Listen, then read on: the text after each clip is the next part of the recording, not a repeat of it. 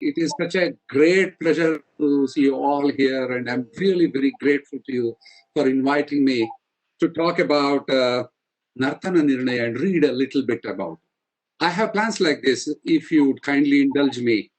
I would like to read a few passages in Nartananirnaya and try to give a little small notes here and there, and try to excerpt a few passages and give you a little music and try to put before you all reconstruct portions in music and dance, and actually give you a few recordings also. Nartananirnaya by Pandarikavitthala of Karnataka. He came from Satyanuru, later renamed as under the aegis of IGNCA, renamed that Satyanuru was renamed as Pandarikavitthala. And this Nartananirnaya's first Kannada version came as a publication in Kannada by R. Satyanarayana in 1985, where the Karnataka Sangeet Nritya Academy published that. And it all started in, if I remember, 1980s, when my father came home from Oriental Research Institute and said, "Here is a book, I got to do it." And then he brought a lot of, some 23 versions of the available texts here and there. And again, by 1985, the first book was published. And then again, we had the good fortune of meeting the great Acharya of our times, Dr. Kapila Vatsayanaji, during the 90s. And I think it was 1992 or 93, when we went there for a performance or a seminar. She said, "Satyanarayana, why don't you give us a book?" And when my father suggested this, she gladly accepted. And it came out in 3 volumes. And these 3 volumes are of great importance to the music field. In this, we have done a few Shastrotsava. Delhi itself, the IGNCA of Delhi, conducted a Shastrotsava long back with the help of Sudhir Lalji is here with us, and Dr. Sushma Jatu, and we were able to do it. And we had a few more festivals in Mysore, where Dr. Vijay Shankar Shukla also attended, and we had some sessions here in Mysore also. Now, it is such a great pleasure to start with the very first shloka of Nartananirnaya. And now, Nartananirnaya is a compendium of 2 works, that is the Ragamanjari, Ragamala, and Nartananirnaya. The very first shloka of the Nartananirnaya, or as according to the colophon, it is said as Nartaka Nirnaya, and we will come to that later. There are 2 ragas. One is the Abhiri, the other is the Karnata. And seeing that Pandarikavitthala was the contemporary, maybe senior contemporary of Purandaradasa, and Purandaradasa's only notated text is available in the Karnataka Devagandhari. Now, the Abhiri sounds like Devagandhari during those times, and I would like to, with my dear student who has helped me, Sri Harsha, I would like to give you this veneration to begin with.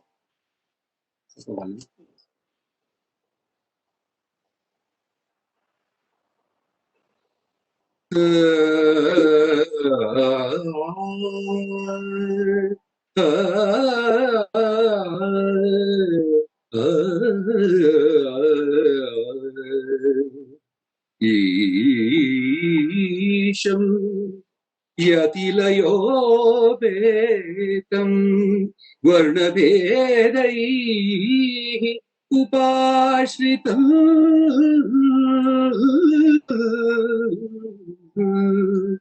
Rasakridamayam Rasakridamayam Natva Natva Natva Natva Vakshe Nartananirnayam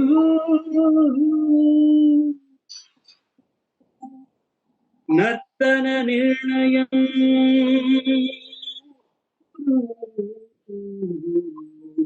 Nartananirnaya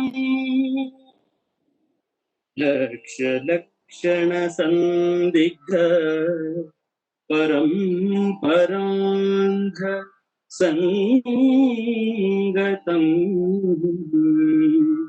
Lakshana Sandigha Paramparandha Sangatam Tannartanam Vithalena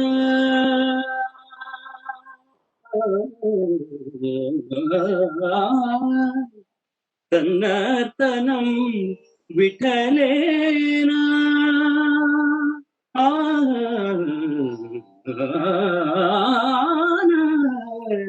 Vithalena Nisandigdhamakarihi Nisandigdhamakarihi Nisandigdhamakarihi Shrivat Pandarivithalena rachitam lokottaram sundaram drishtva nartananirnayam bhuvi kalau tattat prayogadhikan Shrivattala mridangana chatura Shrivamsha nrityagrina Sarvesham api darshayantu gurava bhutva sada panditaha panditaha.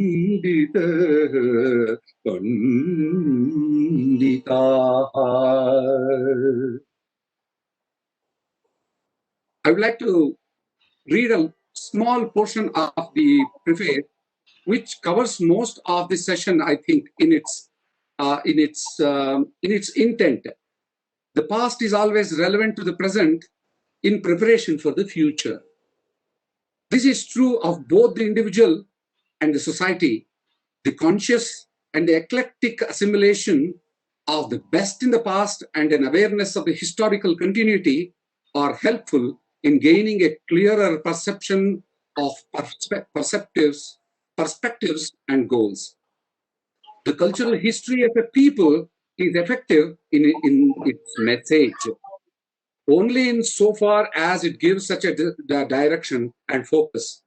Art history is an important and integral part of the cultural history, more so of our country. And in the introduction's prelude, the first paragraph is also extremely important to the reading, I humbly feel. Sri Pandarikavitthala has authored 6 works: Sadraga Chandrodaya, Ragamanjari, Ragamala, Nartananirnaya, Duti Karma Prakasha, and Shighra Bodhini Namamala, which is a lexical work. Of these, the essay, that is the Sadraga Chandrodaya, also sometimes catalogued as Sadraga Chandrodaya, describes the ragas of what is now known as Karnataka music. The Ragamanjari and Ragamala deal with the ragas of what is now called as Hindustani music. These 3 works are also briefly elucidate the infrastructure of raga, that is swara, shruti, grama, murchana, tana, varna, alankara, alapti, sthaya, gamaka, and so on and so forth, as also the appropriate scheme and criterion of raga classification. The Nartananirnaya is sometimes also called as Nartananirnaya. When it comes to the dance section, I will read a small passage to this effect. A name which is equally, perhaps even more appropriate for its subject matter is Nartaka, dancer, or Nartana, dance. And now, the Nartananirnaya contains all this: the Nartaka, the Nartana, Taladhari, that is the cymbal player, Mridangi, And Mridangi section is very important in this book. The Mridanga player and the Gayaka, singer, precede the Nartaka as ancillaries. And it describes, Duti Karma Prakasha describes with illustration the various kinds of female messengers, the Duti, who are intermediaries for bringing about the union or reunion of the heroine and of her beloved, besides a few kinds of male messengers. The Shigra Bodhini Namamala is a short lexical work. And now about the author, if I may, I will share the Pandarikavitthalas photo there. This was taken a few years ago, and then I will also share a photo of his the temple in which this deity is there. It is now renovated and it is there. And I would like to share another photo of Pandarikavitthala, which has been used in the past by IGNCA on some pretext. Now, as you can see in the shared, the Pandarikavitthala as envisaged in his costume, he is there with the Kinnari Veena with the three gourds, and he's holding preferably the text there. And the Kinnari Veena contains all these essential things. We have also reconstructed the Veena of that. I would like to show the Veena as and when. The author has given his name as follows: Vitthala in the Sadraga Chandrodaya, Ragamala, and Ragamanjari, and Nartananirnaya too. Pandari Vitthala, sometimes also spelled as Pandarika Vitthala, and the colophons of all chapters of Nartananirnaya and Duti Karma Prakasha also. Pandarika Vitthala in Sadraga, in the Shigra Bodhini Namamala, he has clearly said as Pandarika Vitthala. And now his student, Shrikantha, the author of Rasakoumudi and direct disciple of Pandarik Vitthala, refers to his guru as Pundarikadayaha. It is not improbable that this is the Sanskritization by Shrikantha, an editorial emendation or a scribal error. Elsewhere, he says, Srimad Vitthala Devarya Prasada Cha Guror Maya. Navaratna respectfully refers also. I will skip and go into his parents. Pandarikavitthala refers to his father as Vitthalarya and his mother as Demaka. And the book contains very elucidative illustrations as to the Rudhanama and the Deshinama and all that, and Jatakanama. And also, while discussing the role of a mother, he writes a very important paragraph. I would like to read that. There are two possibilities regarding the name of Pandarikavittala's mother. If Nijasuta in Demakka Nijasuta and Dharmasunu in Nagamba Dharmasunuhu are synonymous, then Nagamma is the Janmanama, that is the given birth name, and Demakka, the recension of the Devi, is the name by which she was probably ex voto name known. If, on the other hand, and more probably, Nijasuta means actually born of, and Dharmasunu means adopted son, then Pandarikavitthala is the son born to Vitthala and Demaka, but given in adoption to the childless or unmarried or widowed Nagamma equals Nagamba, who may have been a close relation. If this is so, it is curious that Pandarikavitthala refers only to the adopted mother, but not the father. This is why the suggestion is made that Nagamma was unmarried or more probably widowed. And I would like to show the birthplace again that I would like to share the birthplace. Just next to this temple, there is this birthplace. Just onto the left side of that, there is said to be a birthplace of Pandarikavitthala. This Thala Purana of this Satanuru still carries many such stories about a great man who went on a Varakari and reach the various portions of the world and conquer the world with his Vidvat and came back to the Vitthala. Now, Pandarikavitthala has explicitly stated his birthplace in the colophon of Sadraga Chandrodaya, Karnate Shaiva Gangabhida Nagara Nikate Satanurahvayo Yo Gramaha Tatra. Shiva Ganga is a small hill town derived from the namesake, that is Shiva Ganga, situated about 40 kilometers from Bangalore, capital of Karnataka, and about 31 kilometers to the northeast of Nelamangala on the Nelamangala-Kunigal road. The hill is also called as Kukudgiri, that is the hump of the bull in mythology, because the hill assumes the shape of bull hump when viewed from the south. In one of the earliest, now we have lost it all, I have also preserved the black and white photographs. I would like to share that also here. The black and white. Old photos. Old. Now this. Yeah. If you can share that, please see that. That is the Shiva Ganga, and all along the that hilly area, you can see these things. Satanuru, the birthplace of Pandarikavitthala, is a small village. The word Nikate in Shaiva Gangabhida Nagara Nikate means proximate, should be taken as a euphemism and literally interpreted as indicating the very well-known landmark of a pilgrimage place. Anyway, then the book goes on a very huge description, a very valued description on the Pandarikavitthala and all that. It is worth reading that passage because it opens up to many further research in this particular thing. And also, Vitthala is not a Sanskrit word, as you may have already known. The word Vishnu is transformed into Vinhu, and Venhu, and Vittha, etc. in Prakrita. But it assumes the Tadbhava forms Vitta, Vitti, and Vittiga in Karnataka, and hence. And it the book, for many more pages, captures many of these informations in great detail. I will go to the musical environment.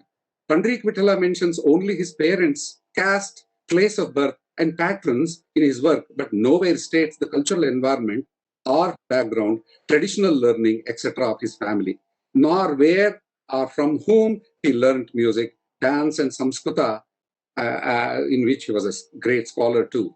He also does not specifically mention the areas of his learning. These can only be inferred from the cited 6 works. He was an expert in what is now known as choreography and dramaturgy. He is familiar with some forms of dances which are native to Karnataka, Andhra, Tamil Nadu, and Gujarat, and several musical forms which are left undescribed by other authorities. He is familiar with Persian music, and here I would like to take a few illustrations of the parda and things like that, and give you actually a song which perhaps is the 90th Melakarta in his scheme of the raga delineations. And he is familiar with the North Indian items like Dhrupad, he mentions in Nartananirnaya, Jhakkari, and Rasa. Thus, his art is holistic and his canvas pan-Indian. He flourished in the later half of the 16th century, as will be presently shown. The Kunigal, quite near Satanuru, was an important seat of learning, arts, culture for several centuries, especially the 15th to the 17th century AD. In fact, the name Kunigal is Kunikallu, where Nataraja seems to have attained the form of a kallu while he was dancing. Magadi near Satanuru must also have been a center of musical learning because it is famous over centuries for the making of tamburi or the tantura. Savantaraya, who obtained the region from Magadi as a Jahangir from Achyutaraya, emperor of Vijayanagara, was ruling Savanadurga between this time, and the rulers of Mysore, who are contemporaries of Pandarikavitthala, were Chola Chamaraja Vadiyar and Timaraja Vadiyar and Raja Vadiyar. And then the Vijayanagar Empire was ruled by Krishnadevaraya, Achyutaraya, and Aliya Ramaraya at Hampi at about this time. Akbar ruled the Mughal Empire from Delhi, and the Nayaka king of Raghunatha was the ruler of Tanjore. So we now have a fairly good good idea about, hence 4 or 5 more paragraphs give very extensive idea about the musical attainments of those things. And now in the chronology is also, I felt chronology is also very important. Pandarikavitthala was born probably in the second quarter of the 16th century. His life extended till the end of the century and probably overflowed into the first decade of the 17th century. Nartananirnaya offers no clue to the date of its composition except saying, Akabaran Rupa Ruchyartham Bahuloke Sarla Sangeetakam Idam Kritam in the Nartananirnaya. However, Ragamala gives proof of the upper limit of the date of Nartananirnaya, for the Bori manuscript number 1026 mentions all this. So Pandarikavitthala extracted Ragamala from Nartananirnaya for the sake of Kapila Muni. This passage incidentally vindicates the origination of Granthartha Nirnayat in the impressi types of Ragamala to Nartananirnayat.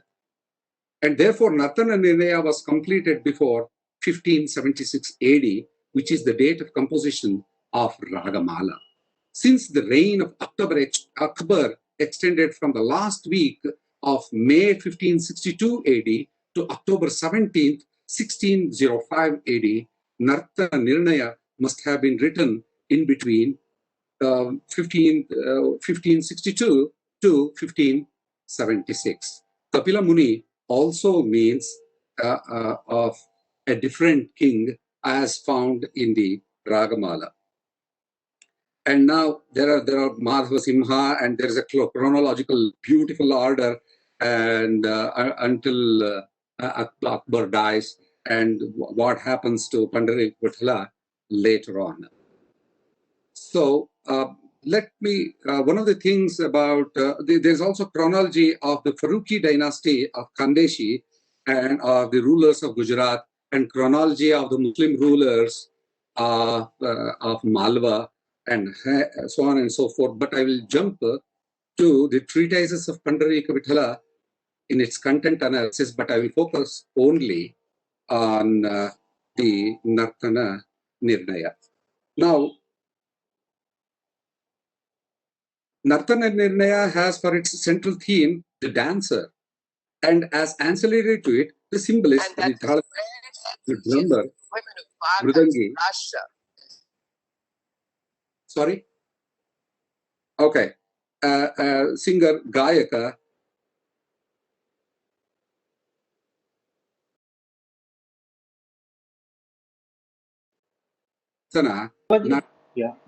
Hence, the title of the treatise as Nartananirnaya. The collective sources of B indicates these 5 chapters in its flyleaf, which contains a statement that the work is complete in the codex. However, it ends with Shubhamastu at the end of the 4th chapter itself, that is the Nartaka Prakarana, and does not contain a chapter on drama.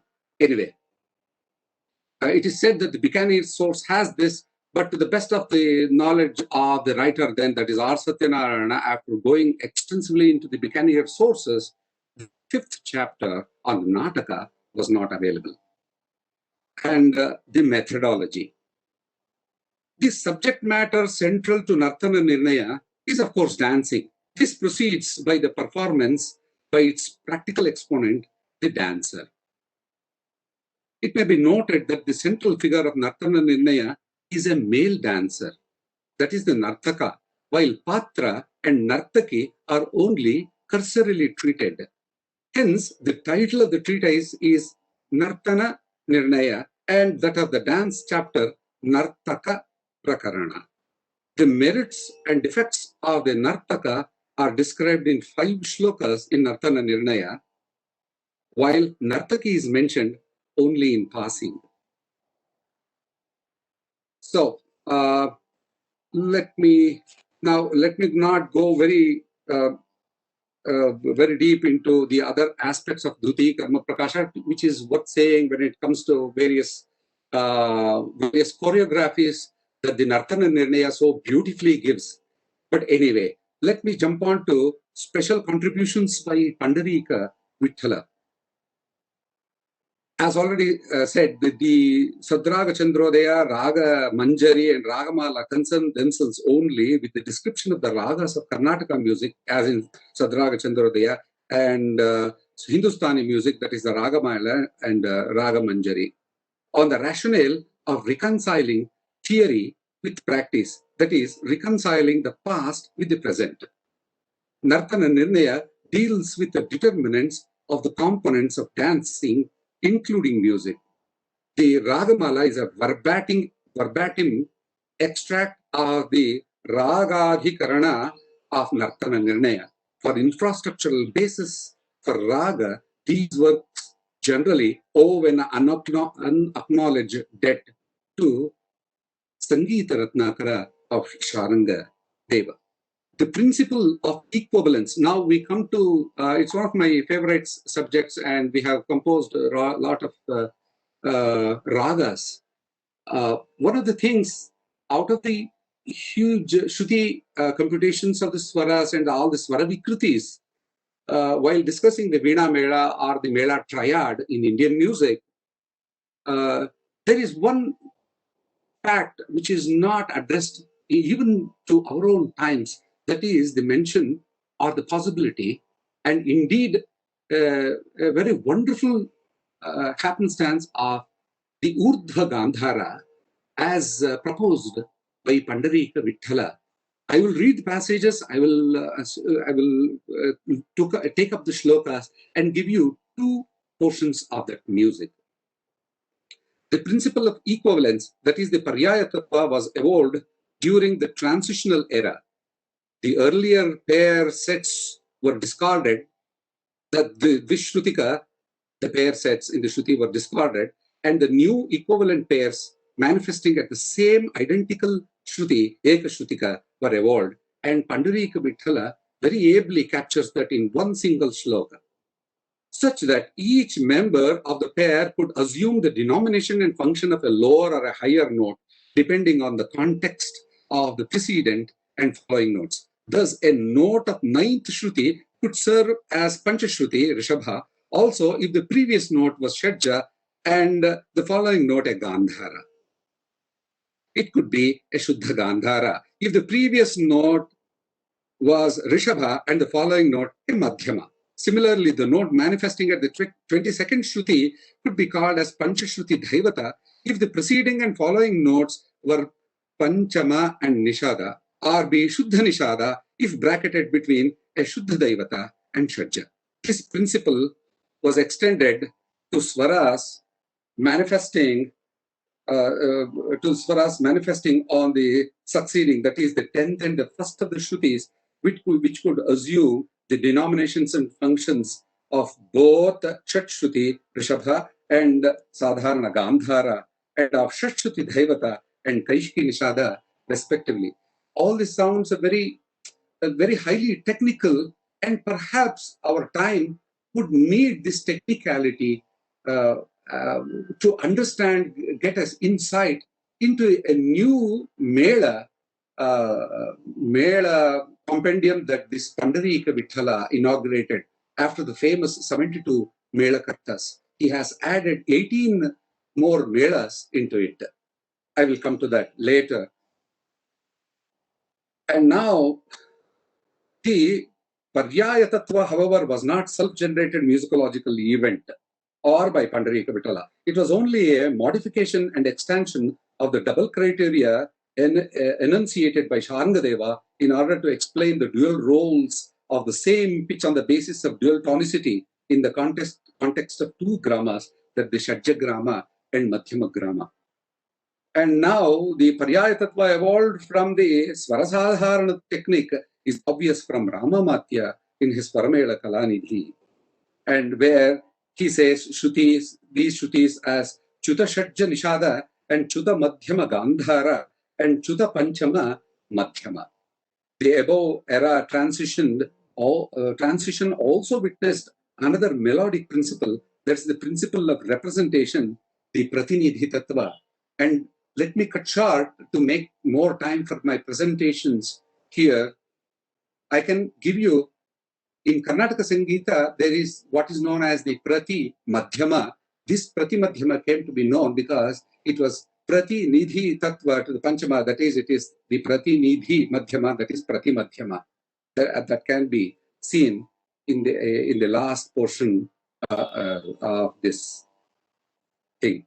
This extension was again applied for the first time by Pandarikavitthala under the name Urdhva Gandhara, for Gandhara also, where the Gandhara goes beyond the sixth Shruti range and attains the sixth Shruti, which coincides as a Pratinidhi in the Shuddha Madhyama. And now Pandarikavitthala called that as Urdhva Gandhara. Let me go directly to the Urdhva Gandhara, and perhaps before that, let me give you the Renaissance portion of it. Sadraga Chandrodaya is very significant as a landmark in the evolution of Indian music because of the scalar standardization. Now, Pandarikavitthala, in order to come into this kind of Pratinidhi Tattva or the Paryaya Tattva, definitely had the standardization. And in his Sadraga Chandrodaya, he gives a very beautiful standardization covering all this. And now it presents for the first time a scientific string keyboard, the Veena Mela, in its former half, and a systematic scheme for the mathematical tabulation of all possible melas in the later half. I would, with your kind indulgence, I will take the Veena, this, and please take a good look at that. We made this Veena with the help of Dr. C. Sri Prashant Iyengar, who is a very well-known, venerated musical Veena player of Karnataka, who belongs to the Mysore composers lineage. And now, with him, under the aegis, with the help, with the guidance of my father, R. Satyanarayana, we created this Veena called the Pandarika Mela Veena. And we are very happy that we presented this to the IGNCA during the Shastrotsava conducted in IGNCA long back with the help of Dr. Sushma Jato and Sudhir Lalji, who is with us here somewhere here. Okay.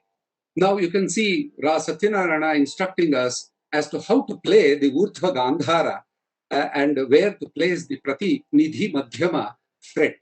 This you can see. Now, he did this under ABCD. That's the 4 categorizations: scalar reorganization and reformation. That's the first category. And development of a Mela concept, as you can see in the frets.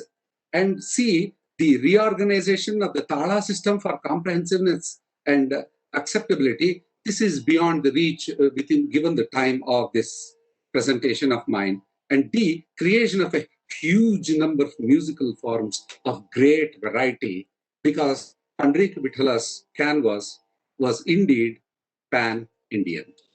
Let me go to the second volume of the Nartananirnaya and go to the page number 7, where in the Nadasthana Shrutisvara Grama Murchana Tana heading, I'll just read the first few of the things and read the translations, because I want to say very few words about the translations. Nadasthana Shrutasvara Grama Murchana Tanaha Manoyungte Vivakshat Atmahanti Bandhim Mano Analaha Prerayathyanilam Prananilascha Urdhakramacharan Nabihrid Kalashirshas Yeshva Virbhavayati Dhvanim. Dhvanistu Nadadato hi Satbihi Nado Ghai Smritaha Atisukshmaha Sukshmascha Pushto Apushtaha Kritrimaha Nado Panchakya Iti. Tatte Asau Chaturdha Vyavaharatah Anumandro Nabideshe Mandro Hridi Kale Punaha Madhyastha Rastu Murdhisyat Digunascha Uttarottaraha. Okay, I will skip the yoga portion of that and go into Dvavimshatihi Pratisthanam Sopanakaravat Kramat. He says Sopanakaravat for the 22 Dvavimshati Shrutisthanas. Now, Bhavantyuchotchatarah Shrutayah Shravya Matratah Ragadi Vyavaharaya Tasu Saptaswaraha Sthitaha Shadjascha Rishabhascha Eva Gandharo Madhyamasthata Panchamo Devadascha Nishadashye Iti Anukramat Tesam Sanya Sarigama Padani Tyapara Mataha. And now I will go instead of reading the entire thing, I will go to the translation and which leads to this Urdhva Gandhara, but I would like to give you a composition, a very unique kind of composition in order to contemporize it for the Bangalore Pandarikavitthala, which was held way back, and Dr. Nandakumar here, he was a witness to that great event. He was, with her help, we were able to conduct that in Bangalore, Southern Regional Center also. And the Murchanas, let me describe.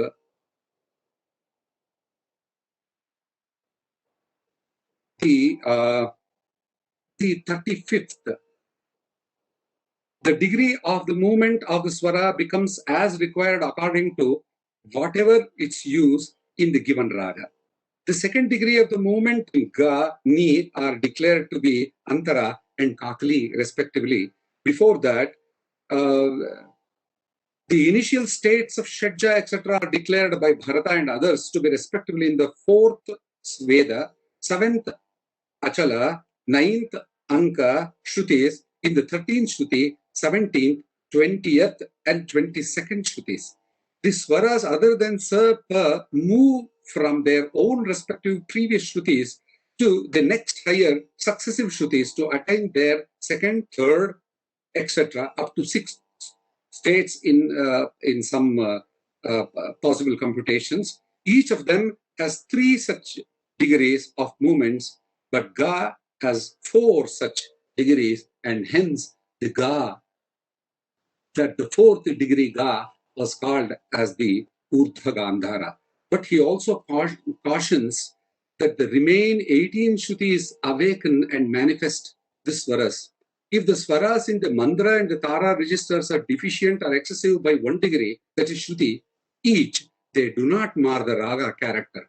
This prescription opens up the performance of both the Ragamanjari and the Ragamala to this very day, the possibilities. And we have seen in the musicological textual heritage, musicological texts inherited hitherto, the prescribed for the prescription of sthai for a particular raga can be seen in most of these texts, and hence this particular passage is of great importance.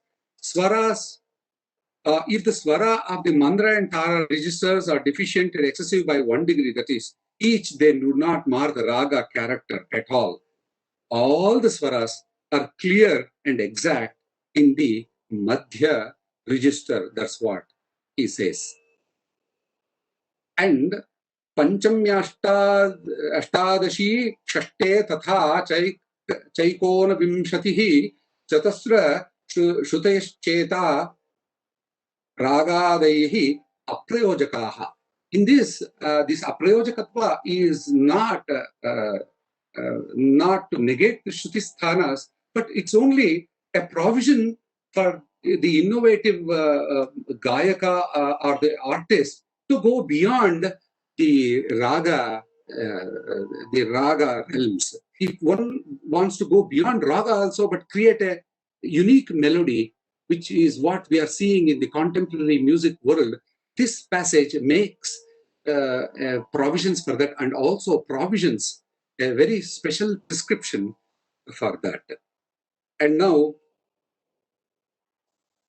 and he also goes and says, Chatusra Shrutir Chaita Raga Daihi Aprayojakaha Tesha Ashtadaschaiva Syuhu Shrutayah Swarabodakaha Nyunadika Ekagatika Mandrata Swarayadi Nar Raga Hanikaha Sarve Spashtata Madhya Saptake. That's what I read. Now, the book, henceforth, in the introduction itself, gives a very scalic description of the Shrutis and how they can be attained. And right on the cue, it takes the equivalence of various Persian music and various other music which were prevalent during the Pandarikavittala's time, and it gives the similarities and makes provisions for Jugalbandi possibilities of Persian music with Indian music, both Karnataka and Hindustani music at the same time. This is one factor we have not been able to very ably ensconce. That's very unfortunate. Let me give you a small illustration of a composition which were created to illustrate the Urtva Gandhara, and Satyanarayana actually gave the scalic foundation of this and called it as Pandarika Vallabharaga, and he classified this as the 90th Melakarta in the scheme of the 72 Melakarta ragas. This is a very significant contribution of Pandarikavitthala and this book by the IGNCA. Let me give you a beautiful kirtana, uniquely composed, also taking into consideration various prabandha aspects as can be found in the Nartananirnaya. Amura, please.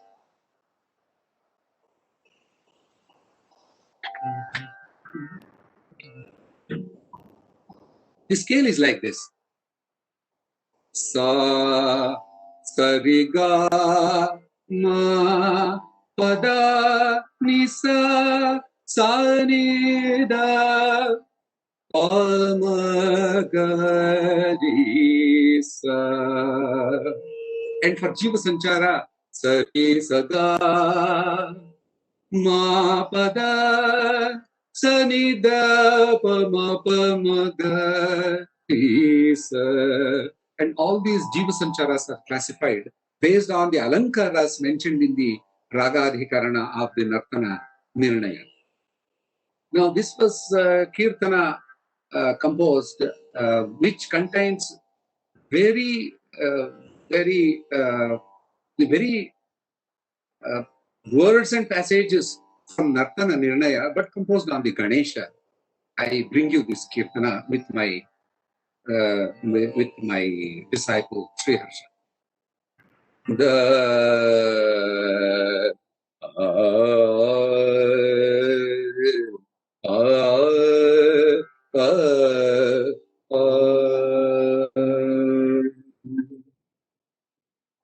Bhajare Manasa, Bhajare Manasa, Gaurisha Nandanam, Bhajare Manasa, Gaurisha Nandanam, Bhajare Manasa Gaurisha Nandanam, Trijagavanditam, Vignanivarakam, Bhajare Manasa, Gaurisha Nandanam, Trijagavanditam, Vignanivarakam, Bhajare Manasa, Gaurisha Nandanam.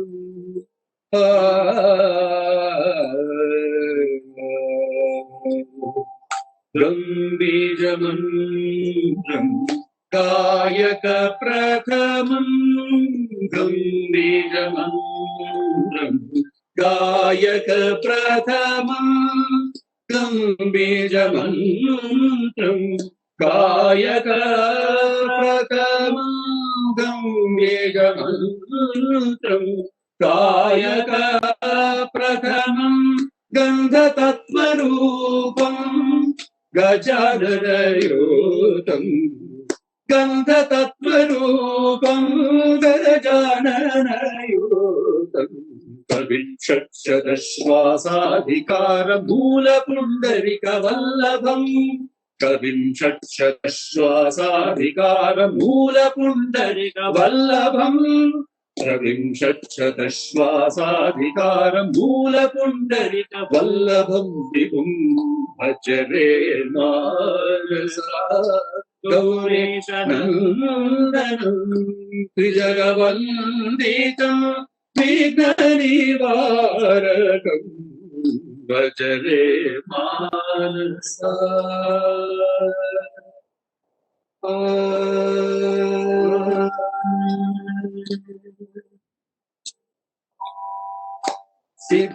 सिद्धिबुद्धीशम् सिद्धगणसेवितम् सिद्धिबुद्धीशम्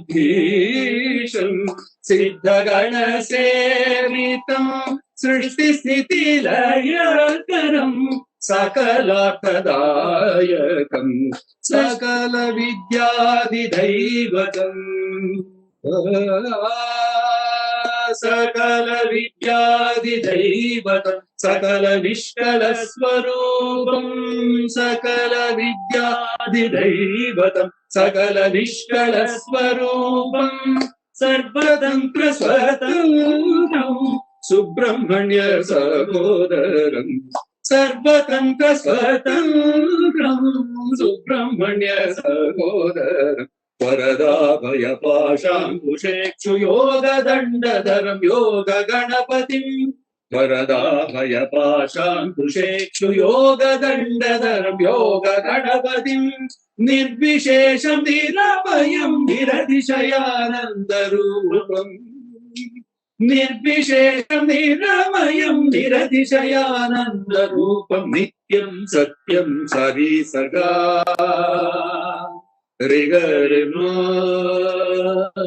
सरिसगा रिगरिमा पदारि सनिद पामगारि सरिसगा रिगरिमा पदारि सनिद पामगारि सरि सनिद रिसरि रिसगरि पवदरि सदरि सरि सरि दरि सपदरि रिसगरि पवदरि सदरि रिसारि गारि सरि सनि the पमपदारि सनि धनि सरि सनि धनि सरि सनि द पद पव ग पद पव ग सरि सनि धनि सरि भजरे मानसा गौरीशनन्दनम् त्रिजगवन्दितम् विघ्ननिवारकम्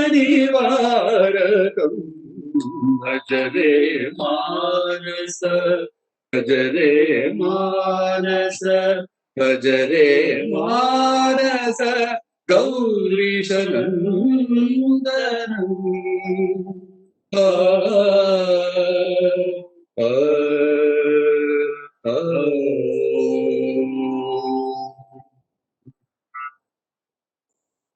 This is just one of the possibilities.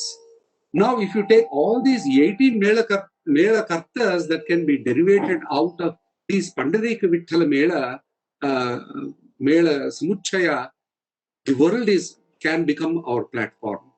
Many things can be said, but I will now go straight away to Nartananirnaya's various prescriptions. I will give you, with your kind indulgence, I will give you the Varali Alapana and the dance henceforth. Now, the Nartananirnaya gives very wonderful illustrations of how the Raga Alapa can also become the Nritya Alapa.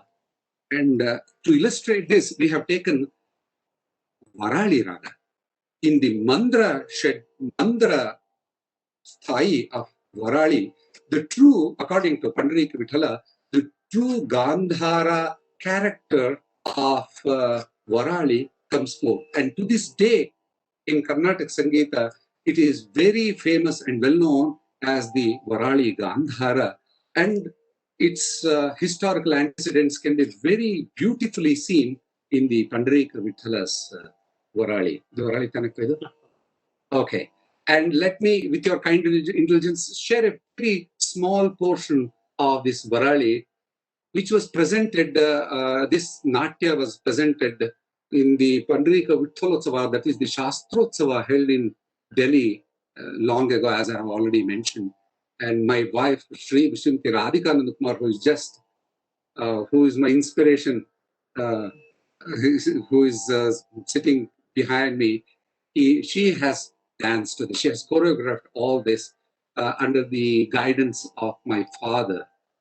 This is a totally reconstructed dancer, and with your kind intelligence, I will play a very small portion of this. And after this, I will give you Mukhachali, one of the very first world choreography of a dance item, and how to this day it has survived in various traditions of this South India, especially in the Mysore traditions. I will give you Varali Raga Alapana now. Very small portions.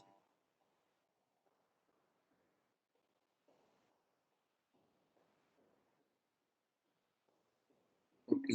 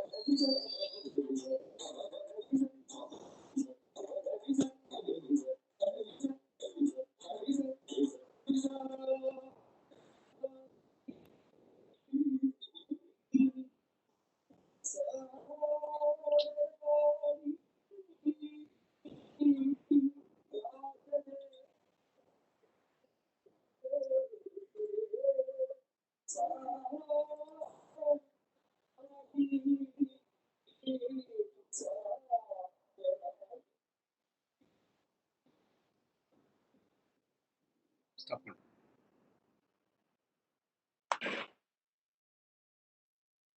And immediately go into another Shloka Abhinaya. And now Pandarikavitthala also gives Hasta Abhinaya in a written form. It's a kind of a notation given to an entire choreography called the Mukhachali. And this Mukhachali, there is one Shloka here, the Nandi Shloka. We can find this Nandi Shloka at least 2 generations behind Pandarikavitthala, and for 2 more generations after him, this Nandi Shloka can be found in textual treatises, stressing the great importance of this particular Shloka. And in the Mukhachali, he gives such great word-by-word description. It is like writing a musical notation. This is the new way of writing a notation for dance. And in this Mukhachali, I don't want to go very extensive into this beauty of the Mukha and the Chali and things like that. Obviously, it was a part of the Pushpanjali and continued from the Purvaringa Vidhi and all that. And what Radhika dances here henceforth contains almost a major portion of the Nartananirnaya's dance prescriptions also. We have been very assiduous in reconstructing the music in exactly the form that Pandarikavitthala has mentioned in his. I will not go very deep into this because I can see that the 5 o'clock time is over. I'll just play the small bit and come to the very end. The Shloka Abhinaya reads like this: Bhavatam Bhutaye Bhuyad Bhavani Bhavallabha Angikrita Susangita Bhangi Mudita Manasa. And at the end, he says, Tatrasta Tatasta Tatraiva Shigrena Parshvayoho Agratah Kramat Kamalavartanikam Adau Makaravartanika Tataha Iti Shloka Abhinayam. It is worth reconstructing. And there is a ipso facto reference for the Gotipuva, and perhaps that is why it is called as the Nartananirnaya. After all, the male dancers are dancing in the garb of female, and all that was portrayed in long ago in the Pandarikavitthala, which was held in Bangalore. And it's about time we reconstructed the whole thing and brought it with the new things. And there are great Persian pardas which are worthy of bringing in. And our musicians should think in terms of joining hands with the Persians and various other Arab things where we can sing together using their ragas and finding an equivalent in our ragas. And Nartananirnaya will help us immensely in that. For just 2 minutes, I give you the portion, the Shloka Abhinaya portion of the Mukhachali.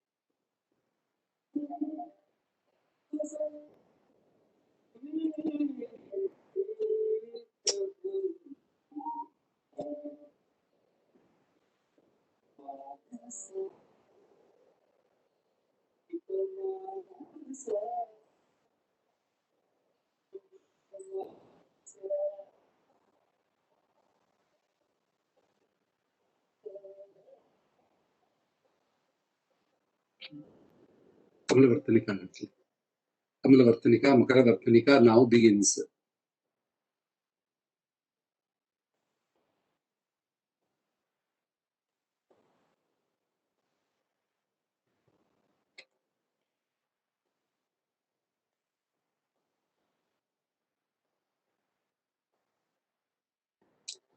This is the Kamalavartanika and the Makaravartanika, as you can see.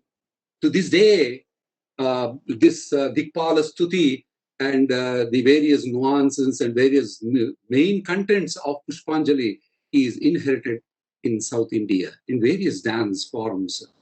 IGNCA also hosted the Agama seminar where the Dikpala Vandana and Dikpala Vandana with, as in the dance, was reconstructed long ago. And all these are very great importance. And now the world seems to be taking notice of this, and a lot of people are coming to us to learn all this. With your kind indulgence, I go away from these things. And I take this opportunity to specially thank Dr. Sushma Jat, which made these performances possible in its comfort in Delhi. She helped us, she coordinated with us, and we did all these things there with her help. And Sudhir Lalji is also here, and we thank you very much for this. So with your kind indulgence, I exist and end my presentation with Vitthala Mohini.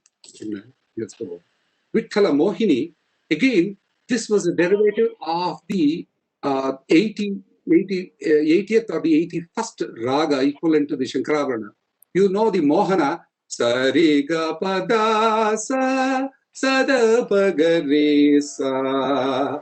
If you add Pratinidhi Madhyama to that, you get Vitthala Mohini, Sariga Ma Padasa Sadavamadari Sa. Sariga Ma Padasa Sadavamadari Sa. Navidyadartato Grantha Pravritti Nama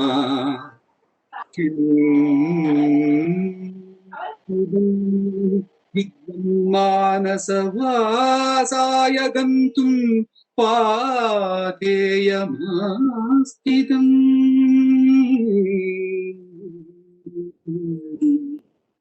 Iti Karnataka Pandarikavitthala Virachite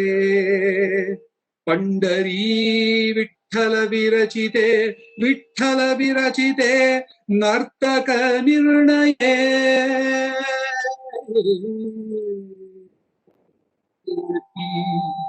Nartananirnaya Samaptam.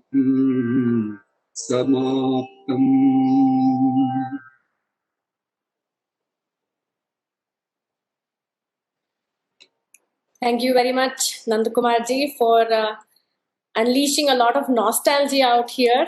There has been an array of comments and reminiscences about the project, the National Seminar on Pandarikavittala's contribution to South Indian music, and also on the Delhi performances and the same. Sudhir Lalji, Sushma Jatuji, who are all here with you, they've all posted many comments from the past, remembering this historic project and the book which was finally published as part of the Kalamula Shastra series at IGNCA. Thank you very much for first contextualizing the role and significance of his work in the diversity of musicological approaches that South India has experienced in the past. And also, as students of music and musicology, it's very important to understand the evolution of tautologies and ideologies that have brought us here today as we perform Indian classical music. And that was a wonderful demonstration on the Urdhva Gandhara. Very few people today can actually sing, talk, elucidate, examine, explore, and demonstrate what they're talking about. And we're very fortunate to have such a person with us today. And also, thank you very much for underscoring the importance of studying the past. At IGNCA's main agenda is researching the past and reconstructing the past, be it publishing books which are of significance, which have significant amounts to tell about our rich cultural heritage and legacy. Thank you very much for underscoring the importance of studying such a textual tradition in the current when you mentioned that Pandarikavittala's contributions can be used, his musicology can be used to actually have a conversation in the current with perhaps musics of the world, with Persian classical music and so on. So not all the deconstruction and reconstruction of the past is futile, so to speak. So without further ado, we will have a couple of very interesting questions on our board. But before we move on to that, I'd like to invite Dr. Ramesh Gaur to address us and deliver his chair address. Thank you. Thank you, Deepti. Let me first congratulate you for this wonderful reading session. Welcome to entry to this online world. And what a remarkable entry you have made by choosing a very important publication. And more than that, the speaker, the most important aspect of this today's reading session, who can be the better speaker other than the son of Sri Dr. R.S. Satyanarayana to speak on this Nartananirnaya of Pandarikavitthala. So, my all best congratulations to you or your entire team for this organizing this wonderful program. We all know that reading sessions help connecting readers or the people who want to read about particular book. And the way, if you have a speaker like Dr. Nandakumar, Dr. R.S.Nandakumar, thank you very much. This was not just a reading session. You make it so interactive and so interesting by connecting with your wonderful visuals and videos and your performances. Everything was really so heartfelt. I think I was thoroughly enjoying your entire session, and particularly such reading sessions are very important uh, for many people. People say that IGNCA publications are very research oriented and meant for the hardcore research scholars. So sometimes a common man or the artist or performer found difficult to understand various kind of terminology and various kind of concept explained in these publications. But if we can have such a good reading session and people like Dr. Nandkumar can explain in such a simple and illustrative language, and also making it so interactive, because many times people feel that book reading sessions are boring because people talk about book in a textual context, and many times people lose the interest. But definitely, Dr. Nandkumar, your session was so heart touching, and I really feel that definitely we are on the Facebook Live, and also a large number of people have joined this particular session. And later it is also be available on our YouTube recording. The session has been fully recorded, so it is going to be a good resource for the future scholar to understand and know about the basic concept explained in these two volumes. Uh, among the expert and the person to comment on the contents and all those explained in it, we have 2-3 important people joined with us.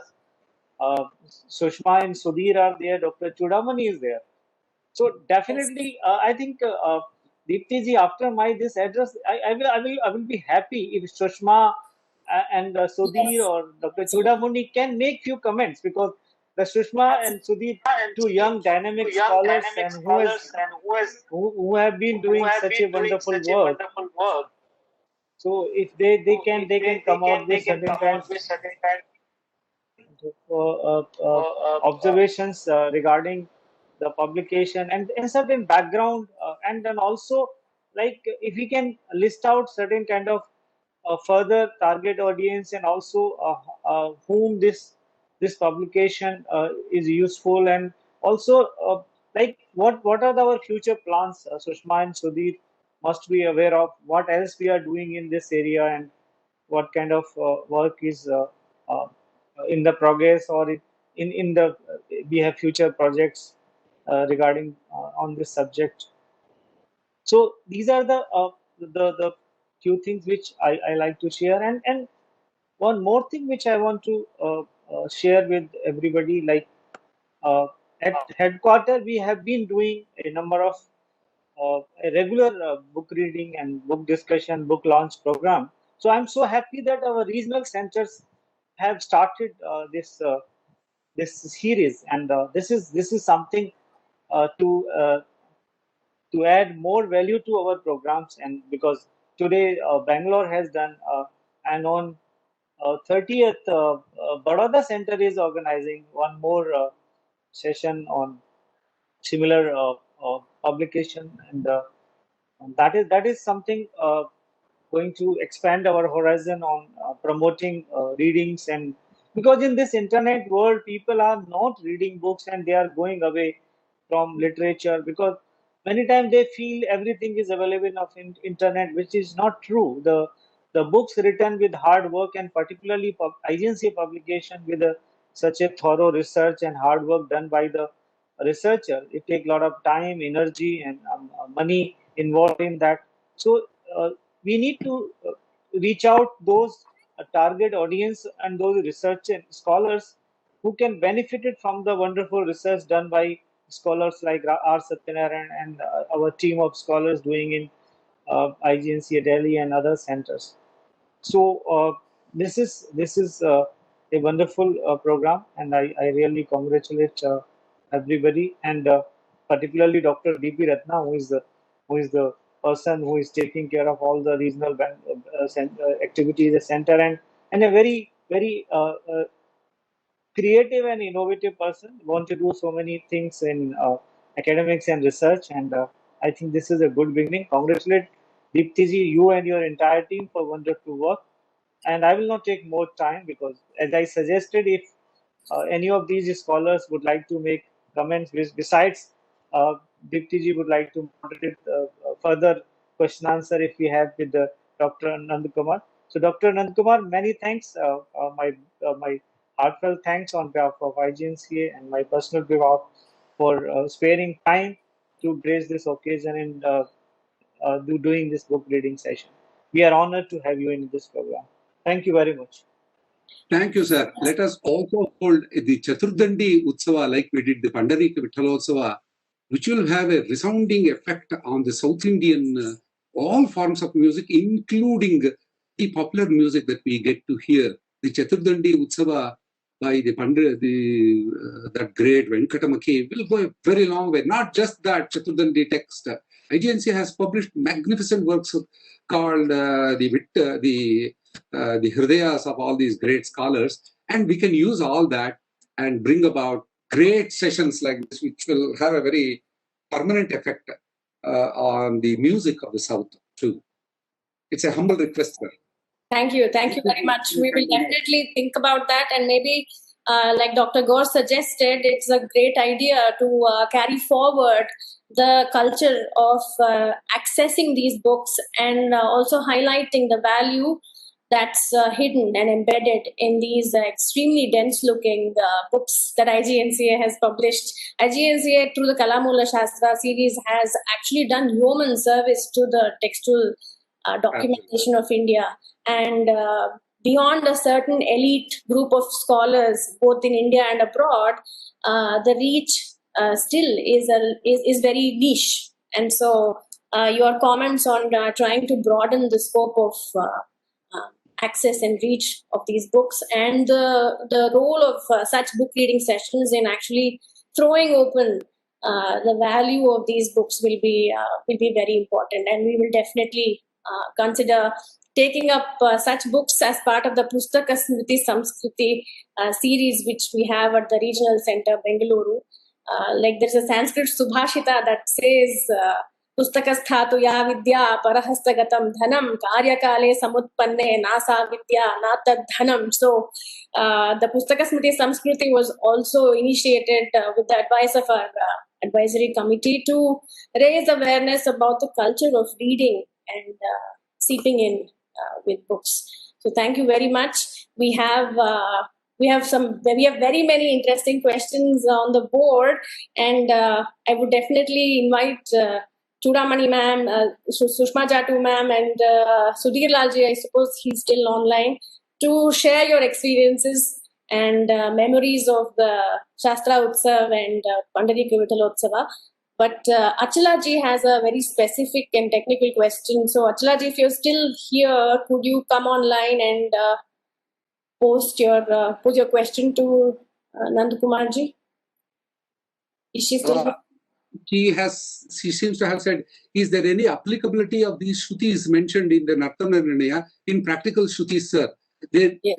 Practical Kritis, sir. Their usage demo would help everyone understand these sthanas. Now, applicability of the Shruti sthanas, I have already demonstrated, like one Shruti, we migrated from Dvishrutika because the Shadjagrama and Madhyamagrama now went away, and only the Shadjagrama was there, and the Mela concept came in.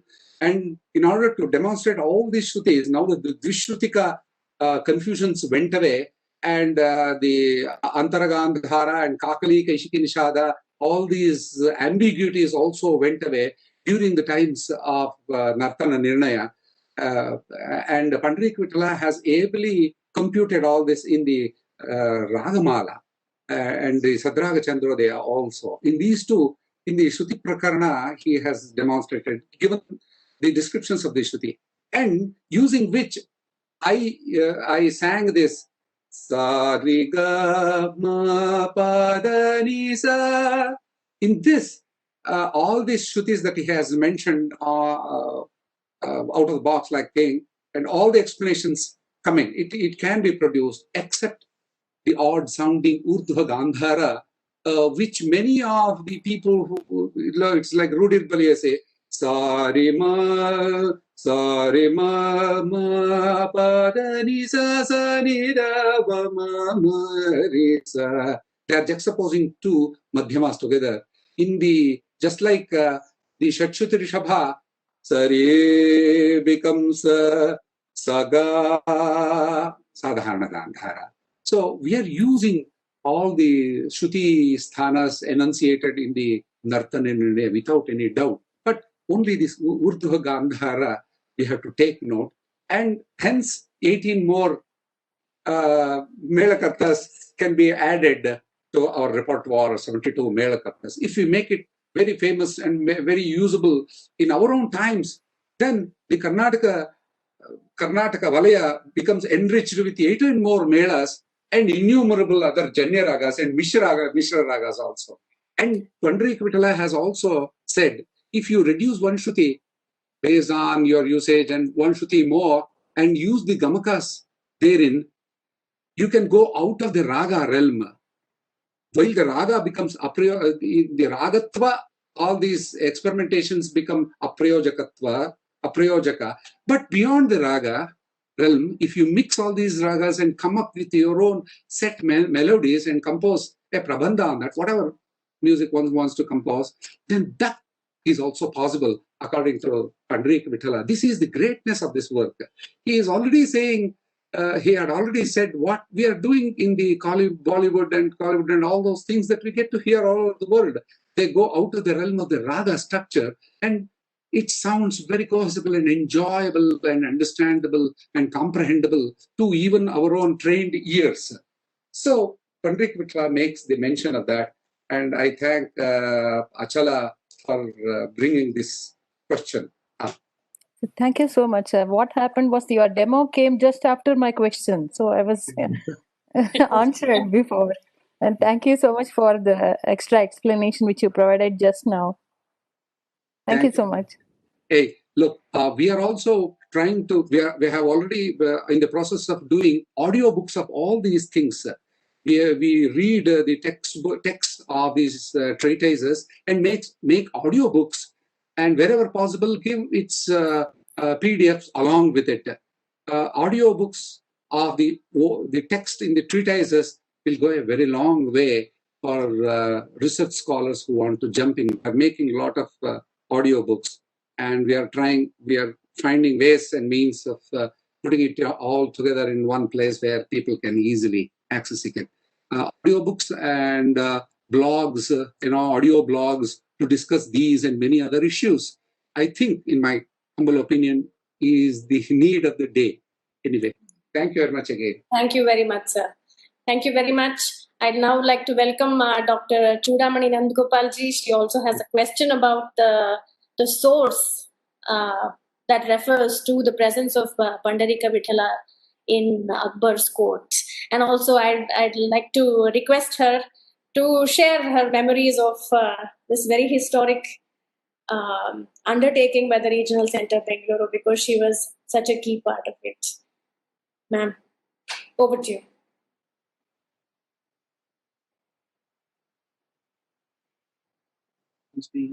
I think she must be unmuted.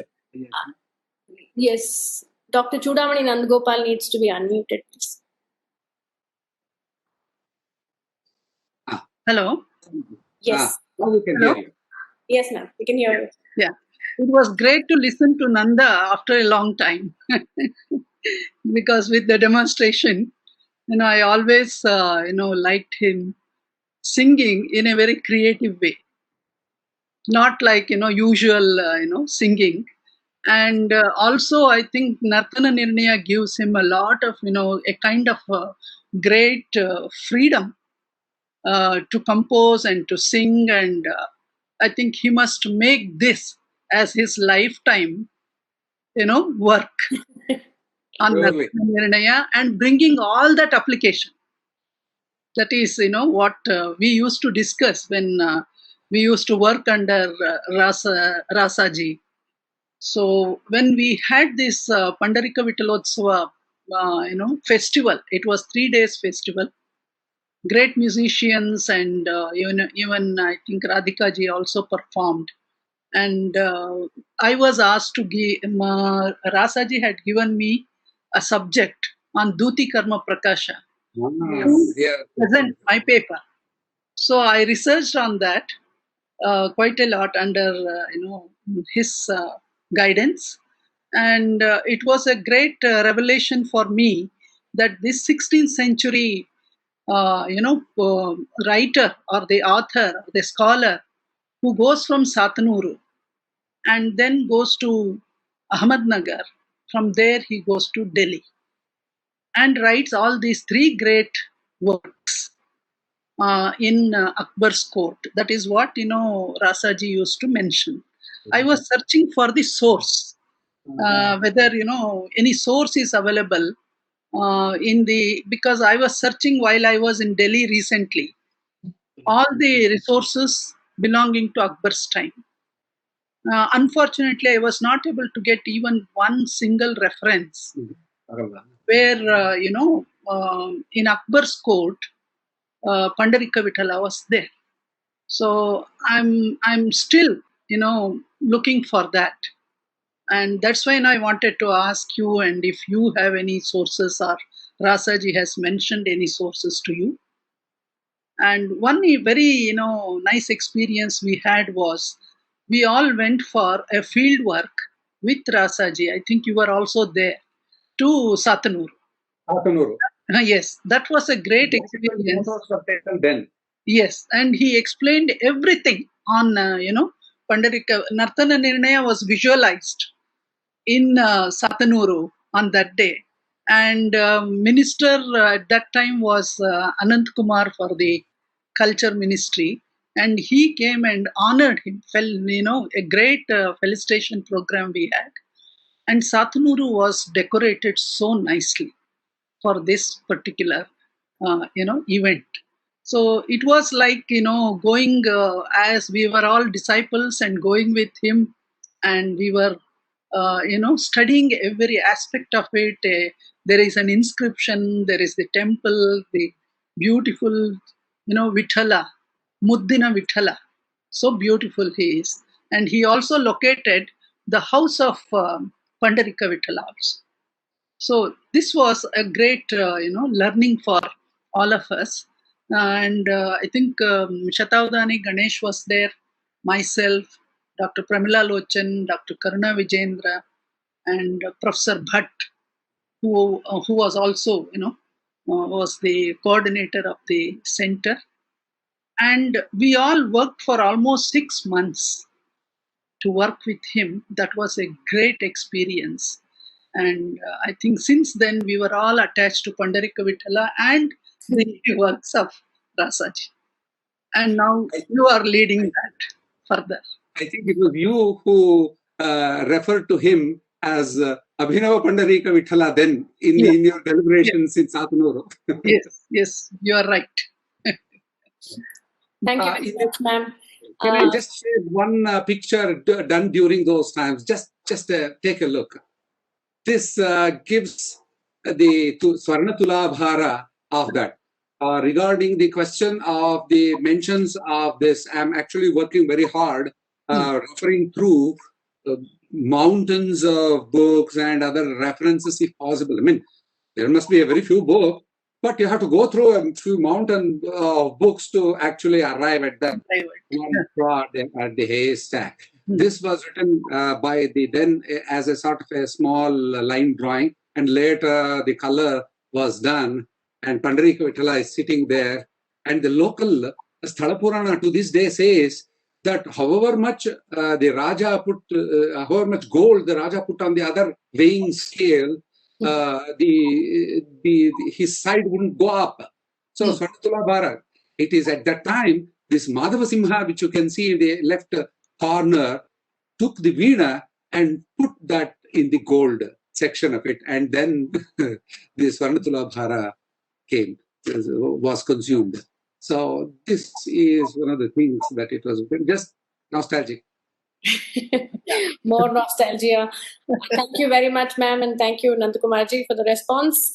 We have a question from somebody whose name is abbreviated as SP. He says, what's the relationship between Natya Shastra's musicology and the Nartananirnaya? Oh, it's such a huge question. It cannot be answered in one. I can say this.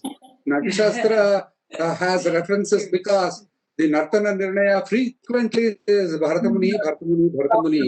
And amongst the scholars, Bharatamuni is very highly venerated. But I can say that the Dvishrutika Tattva, which worked from Bharatamuni's times until the times of Sharangadeva, was taken directly and contemporized and adapted and restructured to address a new development in music during the times of Pandarikavitthala in the Nartananirnaya, where Ekashrutika came. And during Bharatamuni, there were two gramas, that is the Shadja grama and the Madhyama grama. And during Pandarikavittala's times, it was now reducing, the grama concept was going away, making way for Mela concept. And Pandarikavittala's Nartananirnaya gives you adequate proof of this, where the Mela was taking precedence in the Shruti structures that he says. In the Natya also, there is a one-to-one relationship, but if we go into Nartananirnaya's Natya and Bharata Natya, it opens up such a huge thing. And if IGNCA would be so kind as to upload both the Mukhachali as well as the Swarabhinaya, Swarabhinaya and Ragabhinaya, which was recorded in Delhi during those times, and to upload, one can see the two differences from the Natya Shastra to the Nartananirnaya in various Padavedas, Hastavedas, and things like that. Thank you very much, sir. I'm sure the person can actually contact you offline for more information and advice on how to relate the two textual sources together. So before we close, if Sushma Jatuji is online, I know we are running short of time. Could you briefly come online and then please. The nostalgia outpourings out here? Hi, Deepti. This has been really a great and fruitful session. And actually, Nartananirnaya has been, and Kalamul Shastra has been contextualized here. So this is a great success for all of us working at IGNCA, especially at Kalakosh division. And as the time is short, not much can be described or recalled because it will take me a lot of time. But I wish you all the very best and wish Nanda ji, Radhika ji, Dr. God, Chudamani ji, all of you who have put in their efforts to be here and to make this program a great success. I wish you all the best for future programs. And I have given a small comment, a suggestion, that is, if all of us together can actually do something about such wonderful texts so that they become part of syllabus for musicology students all across the Yes. world, not only in India, but all across the world, to show the kind of synthesis of South Indian and North Indian music, first of all through Nartananirnaya, and after that, what was the kind of musicological Shastra tradition of India. So I think with these words, I again wish the whole team all the very best, and it was really wonderful to listen to Nandaji after a long time, and we always cherish to listen to him, and I wish him all the very best along with Radhika ji also. Thank you so much, Deepti ji. Thanks a lot. Thank you so much. Deepti, Thank you so much. Deepti, Yes, sir. Deepti, can we get comments of Dr. Nandakumar on this, like how to really connect these texts with this what Sushma has suggested with various musicology departments, or like some kind of suggestions if he has in mind, or because this is a very good idea, and I think this is the real usage of our publication if these Yeah. can be part of Yes. courses and course outline of these universities and institutions. Yeah, if I just interject here, thank you so much, Dr. God, putting Kalamul Shastra in the perspective, because you have very rightly mentioned that very few people are actually understanding the value of Kalamul Shastra series all across the world. So it's very important, and it's not only because they are useful, because they are going to put the Indian traditional knowledge systems into the context. That's why perhaps the Kalamul Shastra happened at IGNCA. So thank you so much, Dr. God, once again. Okay, please. Now, If I can interject, one idea may be to conduct workshops, syllabus framing workshops. I'm sure Dr. Nandagopal also can weigh in on this because yeah. she's had extensive experience in putting curricular programs together. There is a disconnect between the syllabus forming minds in performing arts today and the scholars who are actually working and writing these books. So maybe some kind of an impetus in the form of a workshop that of the major universities that are offering higher degrees in music, for PhD scholars who are enrolled in, let's say, Bangalore University, Mysore University, Or Ganguly even other places. University. Also, if we can actually reach out to the people who are involved in this revision of syllabuses, and also let them know about the value of having students really refer to the sources, so the source of it all, to the critical editions that IGNCA has published. So, Absolutely, Deepti. Yeah. I also We would can like work to on this. mention that I once had the refresher course at Delhi University. Am I audible? yes. Yeah. So in this refresher course, we had the faculty of Delhi University colleges, and as I started talking about the Kalamul Shastra, the musicological texts which have been mentioned mostly by Nandaji right now, along with Rag Lakshana and Chaturdandi Prakashika, Nartananirnaya, and other texts. Other So everybody in the faculty, not that it's anybody's mistake, but we have not been taught to read such kind of texts. So what Right. happened, even the associate professors and assistant professors, all regards to them, but they all got a sorry figure. Nobody knew Yeah. what Yeah. Brihadeshi or Matra Lakshanam is, or for that matter, Nartananirnaya, nobody even knew. So I think it's what you are saying is a workshop kind of a thing. It's okay, but beyond that, I think we should reach to the faculty. We should reach to the such kind of committees who are actually making the syllabus for university level, for PG, for UG level syllabus. So we should actually reach out to such, as IGNCA as an institution can reach out to such committees, so that at least a small portion of such kind of texts is prescribed in at least UG level or at PG level. Yeah. No. The director of Prasaranga and the dean of the music section of Gangubai Hangal Sangeet Vishwavidyalaya in Mysore, and also for the Mysore University and Kanchi University there. And when I suggested it, they liked it, and I actually got these books from IGNCA, and wrote to UGC for these provisions in the UG and the PG and things like that. Now it is better to address through IGNCA these UGC and places where we have to make these texts as basic things of these texts in the UG itself. And when I was there, I used to give a lot of these lectures on Evin's interest and make them perform for all these students. But unless it comes as a syllabus in the curriculum, Not universities won't take it. And we have to ask UGA for that. And we need IGNCA's help for that. Individuals So will not be able to. We will be there with you. We will do whatever.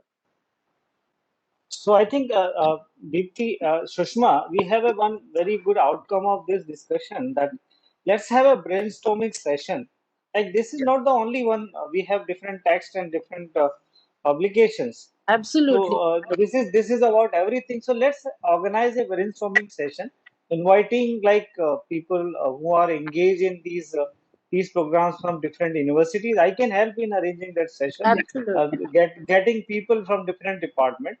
And now online, we don't need not to invite everybody at IGNCA, those who can join. So online now it is easy to make easy meeting without any money also. Yeah. So let's use the advantages of this technology, and let's have a brainstorming session and invite those who are two kind of stakeholders, maybe three. One is those who are producing publications, scholars, researcher, writers. Another is those teaching in different departments, and some art administrator, like those who are responsible for running the institutions. So let's have this kind of brainstorming session sometime. And I'm sure now we have very limited time. So over to Deepti, and Deepti would like to. We have established the Rasarusi Foundation for Research, which in Karnataka as a memorial for my father.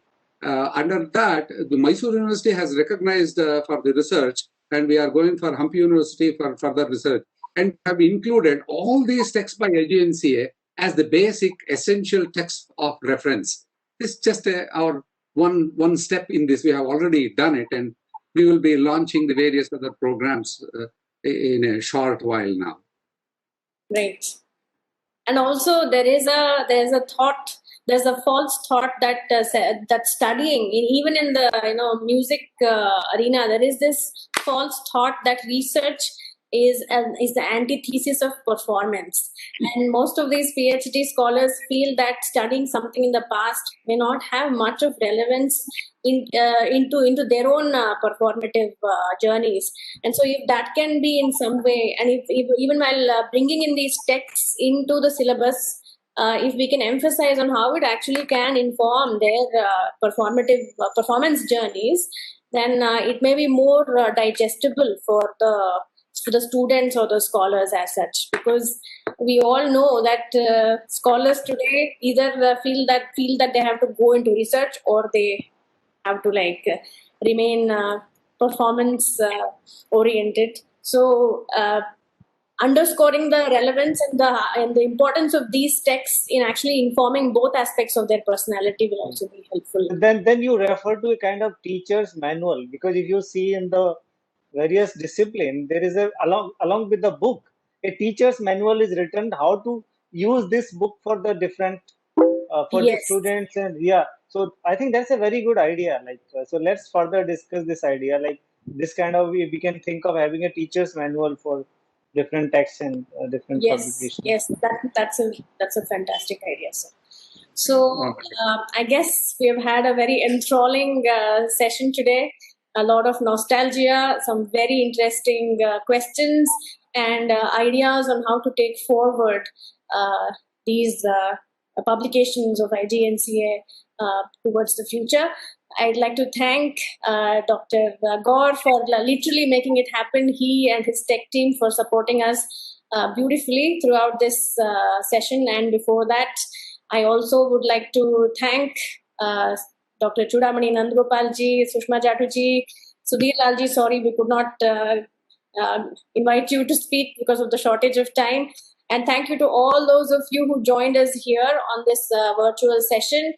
Last but not the least, our star of tonight's book reading session, Dr. Nandakumar, who has beautifully highlighted the importance of reconstructing and studying the past through Pandarikavitthalla's musical genius. Thank you so much, one and all, and we look forward to your presence to the next virtual book reading sessions and all the activities of IGNCA New Delhi and the Regional Center Bengaluru.